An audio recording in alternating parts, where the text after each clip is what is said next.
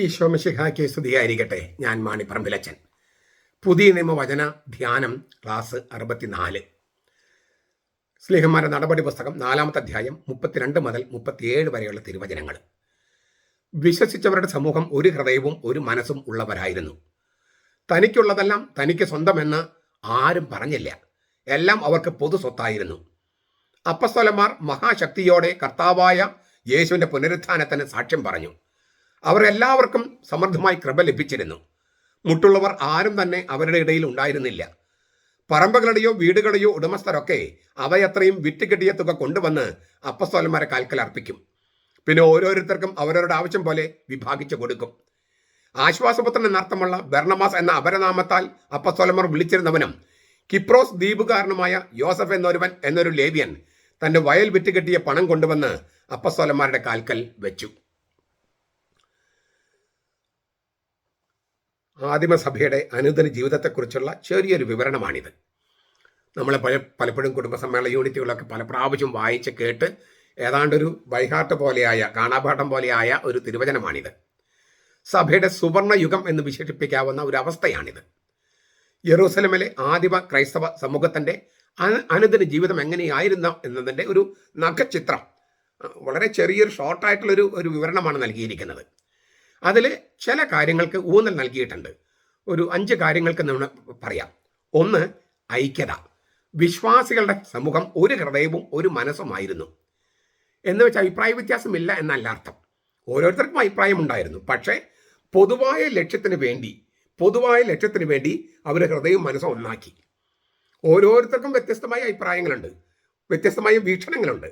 പക്ഷെ പൊതുവായ ലക്ഷ്യത്തിന് വേണ്ടി ഈ സമൂഹം ഒരു ഹൃദയവും ഒരു മനസ്സുമായി. അപ്പോൾ തങ്ങളുടെ ഈ ഈഗോ എന്ന് പറയുന്നത് അത് ഇല്ലാതാക്കാതെ നമുക്ക് ഒരു സമൂഹമായി ഐക്യത്തോടെ മുന്നോട്ട് പോകാൻ പറ്റില്ല. അപ്പോൾ ഐക്യത ഉണ്ടായിരുന്നു എന്നാണ് ഒന്നാമത്തെ കാര്യം. 2, എല്ലാം പൊതു സ്വത്തായിരുന്നു, സ്വകാര്യ സ്വത്തില്ലായിരുന്നു. ഈ കമ്മ്യൂണിസം പരാജയപ്പെടാനും സന്യാസം വിജയിക്കാനുമുള്ള കാരണം എന്താണെന്ന് നിങ്ങൾ ചിന്തിച്ചിട്ടുണ്ടോ? സന്യാസികളുടെ ഇടയിൽ പൊതു സ്വത്താണ്, സ്വകാര്യ സ്വത്തില്ല. പൊതു സ്വത്ത് ആണെല്ലാം, സ്വകാര്യ സ്വത്തില്ല. നമ്മൾ ചിലപ്പം വലിയ കെട്ടിടങ്ങൾ കാണുകയും സ്കൂള് ആശുപത്രിയും കാണുമ്പോൾ അച്ഛന്മാരും കന്യാസ്ത്രീകളെല്ലാം സുഖിച്ച് ജീവിക്കുക എന്നൊക്കെ പറഞ്ഞിട്ടൊക്കെ ഒരു കാര്യം അറിയാതെ നമ്മൾ വിമർശിക്കാറുണ്ട്. അവിടെയാണോ താമസിക്കണേ? ഈ അച്ഛന്മാരും കന്യാസ്ത്രീമാരും ഈ ഭീമാകാരമായ കെട്ടിടങ്ങളിലാണോ താമസിക്കണേ? അത് നമ്മുടെ കുട്ടികൾക്കുള്ളതല്ലേ? സ്കൂളാണെങ്കിൽ, കോളേജാണെങ്കിൽ അത് അവിടെ കന്യാസ്ത്രീമാരും അച്ഛന്മാരാണ് അവിടെ താമസിക്കുന്നത്? അല്ല, അവർ താമസിക്കുന്ന കുബിക്കുൾ എന്ന് പറഞ്ഞ ചെറിയ മുറികളിലാണ്. ഒരു ചെറിയ അലമാരയും ഒരു ചെറിയ മുറി, പുസ്തകം വെക്കാനായിട്ട് പോലും ഒരു അലമാര കോമൺ ആയിട്ടേ ഉള്ളൂ. ഒരു ചെറിയ കട്ടിലും ഒരു ചെറിയ അത്രയേ ഉള്ളൂ അവർക്ക്. എല്ലാ മാസവും 1,30,000 40,000 ശമ്പളം കിട്ടുന്ന പ്രിൻസിപ്പളായിരിക്കുന്ന കന്യാസ്ത്രീക്കും 100 രൂപയാണ് പോക്കറ്റ് മണി. ബാക്കിയുള്ളത് മുഴുവൻ കോമൺ പൂളിംഗ് ആണ്. ഇപ്പം നമ്മൾ ഈ FCR നിയമത്തിൻ്റെ ഒക്കെ പ്രശ്നങ്ങൾ പറഞ്ഞു വരുന്നില്ലേ? വിദേശ ഫണ്ട് വരുന്നെന്ന് പറയുമ്പോൾ തീർച്ചയായിട്ടും വിദേശ ഫണ്ട് വരുന്നുണ്ട്. പക്ഷേ കുറേയൊക്കെ നമ്മുടെ കന്യാസ്ത്രീമാരും അച്ഛന്മാരും വിദേശത്ത് ജോലി ചെയ്തിട്ടുള്ള പണമാണ്. പക്ഷെ അവർക്ക് ഈ നമ്മൾ NRI അക്കൗണ്ട് എടുക്കാനായിട്ട് അവർക്ക് അനുവാദം ഇല്ലാത്തത് കൊണ്ട് FCR വഴി അയക്കുകയാണ്.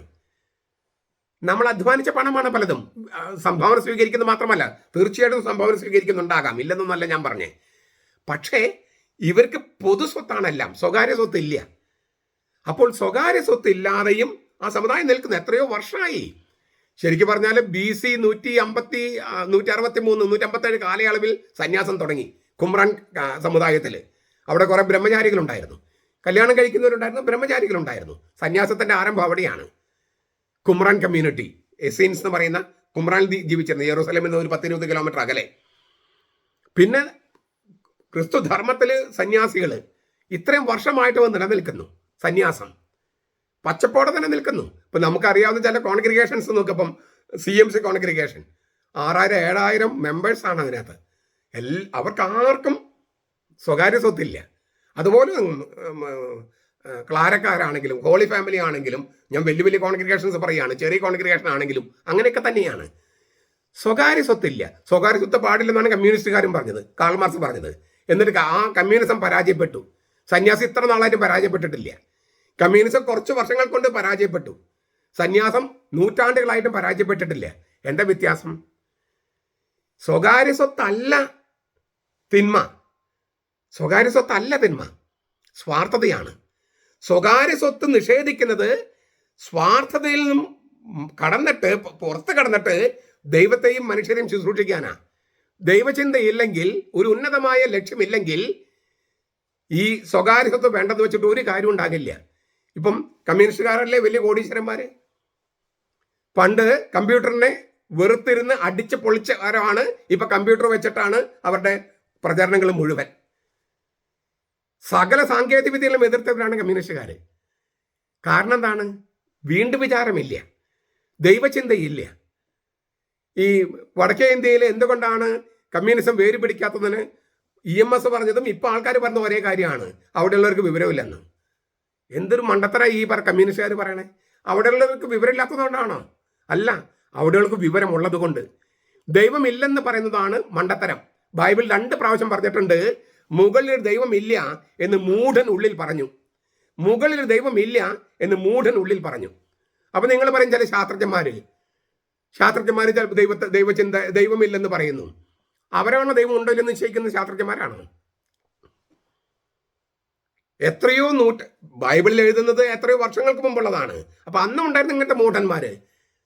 കമ്മ്യൂണിസ്റ്റുകാരെന്ന് പറയുന്ന ചിന്തയുള്ളവര് പണ്ട് കാലത്തുണ്ടായിരുന്നു, നിരീശ്വരന്മാര്. മുകളിൽ ദൈവം ഇല്ല എന്ന് മൂഢൻ ഉള്ളിൽ പറഞ്ഞത് 2 പ്രാവശ്യം എഴുതിയിരിക്കുന്നു ബൈബിളില്. അപ്പൊ അക്കാലത്തുണ്ടായിരുന്നില്ലേ നിരീശ്വരന്മാര്? ഇത്ര കൊല്ലം ശ്രമിച്ചിട്ടും എന്തേ ഈ നിരീശ്വരവാദം പ്രചരിക്കാത്തത്? മനുഷ്യന്റെ മനസ്സിൽ ദൈവം കോറിയിട്ടിരിക്കുന്ന ചിന്തയാണ് ദൈവചിന്ത. ഏത് കമ്മ്യൂണിസ്റ്റുകാരനാണെങ്കിലും ഏത് നിരീശ്വരനാണെങ്കിലും ദൈവചിന്ത കളയാൻ പറ്റത്തില്ല. അത് കളഞ്ഞാൽ അവൻ മൃഗമായിട്ട് മാറും. ഞാൻ പറഞ്ഞു വന്നത്, പൊതു സ്വത്ത് ആയിരിക്കുന്നതിന് ഒരു ലക്ഷ്യമുണ്ട്. എന്താണ്? ദൈവത്തെ പ്രതി, ദൈവത്തിന്റെ ജനത്തെ പ്രതി. അല്ലാതെ വെറുതെ സ്വകാര്യ സ്വത്ത് നിഷേധിച്ചാൽ കമ്മ്യൂണിസം പരാജയപ്പെട്ടതുപോലെ പരാജയപ്പെടും. സന്യാസം പരാജയപ്പെടാത്തതിന് കാരണം ദൈവത്തെ പ്രതി, ദൈവജനത്തെ സേവിക്കാൻ വേണ്ടിയാണ് സ്വകാര്യ സ്വത്ത് അവർ വേണ്ടെന്ന് വെച്ച് എല്ലാം പൊതു സ്വത്തായിട്ട് മാറ്റുന്നത്. അത് ആദിമസഭയിൽ നിന്ന് കിട്ടിയതാണ്. ഇപ്പോഴും അത് നിലനിൽക്കുന്നതെന്നാണ് ഞാൻ ഈ പറഞ്ഞതിന്റെ ചുരുക്കം. അന്ന് മാത്രമല്ല സുവർണയുഗം, ഇന്നുമുണ്ട്. 3, ആവശ്യക്കാർക്കെല്ലാം തുല്യമായി വിതരണം ചെയ്യുന്നു. അങ്ങനെ വിതരണം ചെയ്യുന്നതിൽ പിന്നീട് പ്രയാസം വരുമ്പോഴാണ് ഡീക്കന്മാരൊക്കെ തെരഞ്ഞെടുക്കുന്നത്. നമുക്ക് അതിലേക്ക് വരാൻ ഇരിക്കുന്നല്ലോ 6-ാമത്തെ അധ്യായത്തിൽ. അപ്പോൾ എല്ലാം പൊതുസ്വത്ത് ആവശ്യക്കാർക്ക് വിതരണം ചെയ്യുന്നു. അപ്പസ്തോലന്മാരെന്താ ചെയ്തത്? യേശുവിന്റെ പുനരുത്ഥാനത്തിന് സാക്ഷ്യം വഹിച്ചു. അതാണ് അവരുടെ പ്രധാനപ്പെട്ട ലക്ഷ്യം.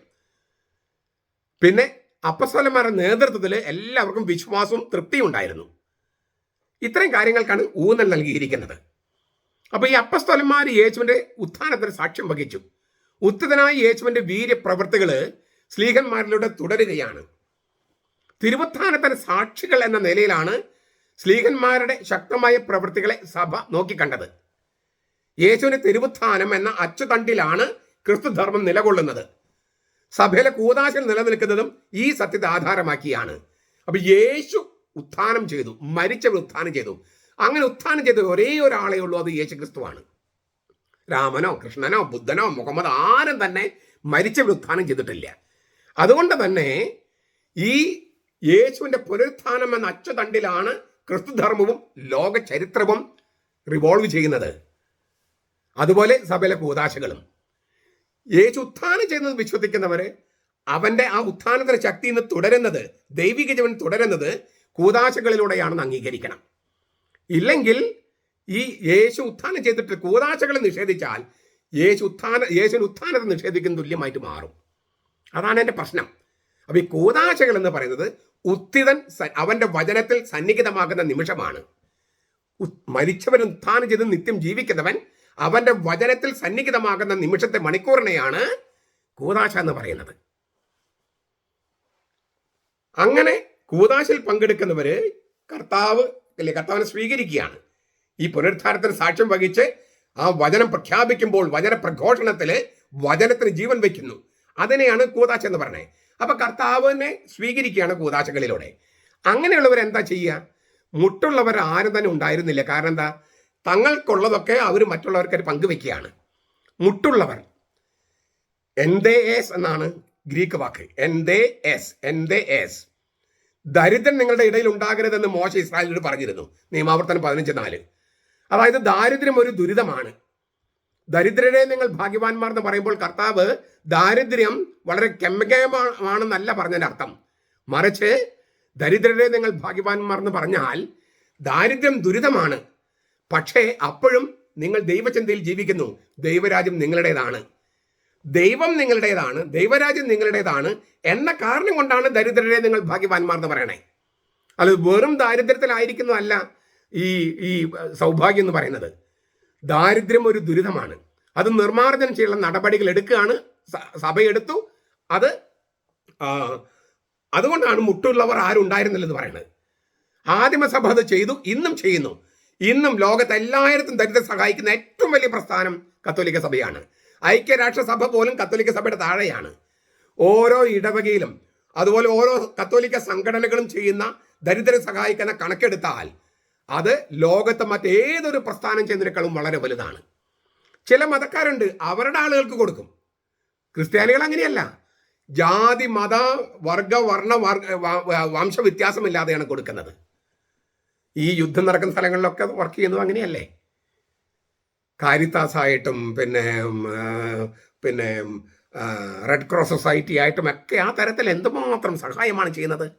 പക്ഷെ ഇതൊന്നും നമ്മൾ കാണാതെ സഭയുടെ തിന്മകൾ മാത്രം നമ്മൾ കാണാനായിട്ട് എങ്ങനെയോ അങ്ങനെ നമ്മൾ പരിശീലിച്ച് വെച്ചിരിക്കുക. ഈ നന്മ ചെയ്യുന്നത് കാണാതെ. എല്ലാ സമ്പത്തും വിട്ടുപിരിയണമെന്ന് യേശു ആവശ്യപ്പെട്ടതിന് വിരുദ്ധമാണോ സഭയുടെ നിലപാട്? അല്ല. സമ്പത്ത് വിട്ടുപിരിയുന്നത് സ്വതന്ത്ര മനസ്സോടെ ആയിരിക്കണം, നിർബന്ധം മൂലമാകരുത്.